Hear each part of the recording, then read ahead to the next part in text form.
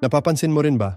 Parang ang daming balita ngayon na pinapauwi, nare-reject o hindi na nare-renew ang status dito sa Canada. Kung ikaw ay temporary foreign worker o international student, siguradong napaisip ka, bakit parang mas humihigpit ngayon? At mas mabigat, kasama kaya ako sa mga susunod?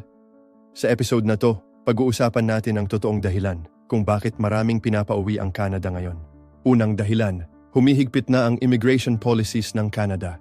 Noong mga nakaraang taon, mas open ang Canada sa foreign workers at students. Kailangan nila ng tao, lalo na after pandemic.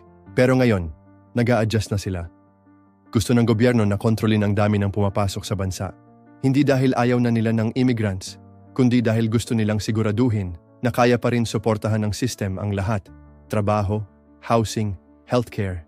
Kaya ngayon, mas mahigpit na ang approval. Mas maraming requirements, at mas maraming nare-reject. Pangalawang dahilan, krisis sa housing at mataas na cost of living.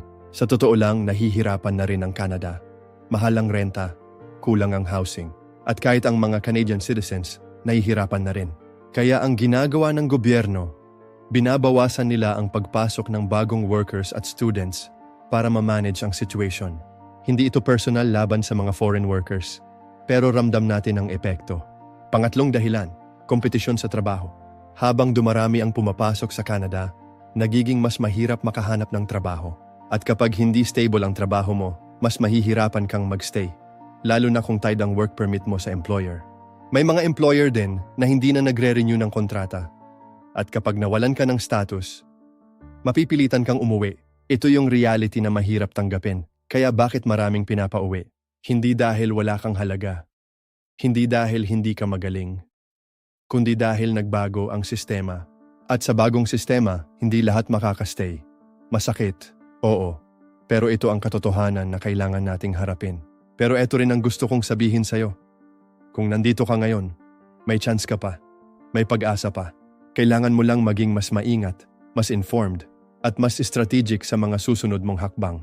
Kung ikaw ay natatakot o nag-aalala ngayon, normal lang yan. Hindi ka nag-iisa. Pero tandaan mo, hindi nasasayang ang sakripisyo mo kahit ano pa ang maging ending. Kung nakarelate ka sa episode na ito, i-share mo ito sa mga kaibigan mo dito sa Canada. At comment mo, lalaban pa ako o kinakabahan ako. Gusto kong marinig ang kwento mo. Hanggang sa susunod, ingat ka palagi.